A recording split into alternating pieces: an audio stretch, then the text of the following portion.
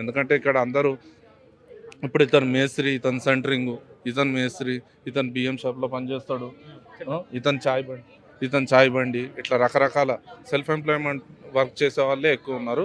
ఇక్కడ దాదాపు 1000-1500 హట్స్ ఉన్నాయి. ఈ 1000-1500 హట్స్లోనే దాదాపు 12 కోట్ల రఫ్ ఎస్టిమేషన్ డబ్బులు ఇచ్చేది ఉంది. నిన్న బుక్లో ఎంట్రీ చేసాం, 380 మంది పేర్లు రాసాము. ఇదే ఆ బుక్ అండి. నిన్న 350. మొత్తం ఇప్పుడు చిట్టి ఇక్కడ ఎంత మంది వేసినారు? ఈ పరిసర ప్రాంతాల్లో ఉన్న వాళ్ళందరూ మీరు ఒక నోట్ చేసుకున్నారు ఎంత మంది అనేది మొత్తం? సో 258 మంది ప్రస్తుతానికి కనిపిస్తారు ఈ బుక్ లో. రైట్. అంటే ఒకరే రాయడం కష్టం అవుతుందని 2 బుక్లో ఎంట్రీ చేయడం జరిగింది. ఎక్కడెక్కడ పర్సన్, ఏ ఊరు, ఎంత అమౌంట్ ఇచ్చారు ఏంటనేది మొత్తం, పేరు, ఫోన్ నంబరు, పైసలు, రఫ్ ఎస్టిమేషన్ ఓవరాల్ గా ఇట్లా ఎంత వస్తుంది ఇప్పుడు ఈ అంచనా రఫ్ గా మీరు ఇక్కడ గ్యాదర్ అయిన వాళ్ళ?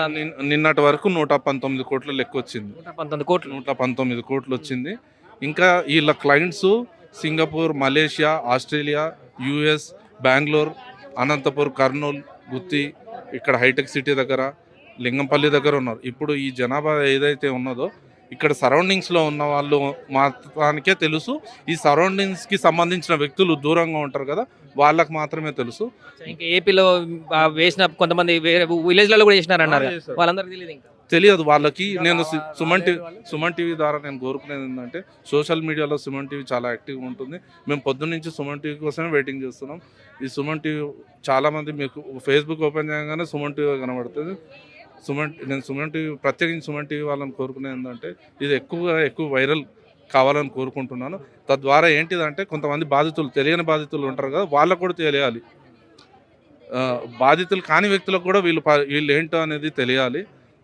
ఎవరైతే బాధితులు ఉన్నారో వాళ్ళకి సరైన న్యాయం చేయాలని స్థానిక ఎమ్మెల్యే తలసాని గారికి, సీఎం రేవంత్ రెడ్డి గారికి, ఇక్కడ చిన్న కార్మికులు రూపాయి కూడా పెట్టుకొని పెళ్ళిళ్ళు ఉన్నాయి. ఇప్పుడు పొద్దున 2 సూసైడ్ చేసే ప్రయత్నం చేశారు.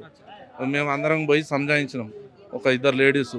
ఇక మగవాళ్ళు అంటే గోడసాటుకు పోయి ఏడుస్తున్నారు, కానీ ఆడవాళ్ళని అయితే ఏడుపు ఆపలేకపోతున్నాం. ఇంట్లో పిల్లల టార్చర్ భరించలేకపోతున్నాం.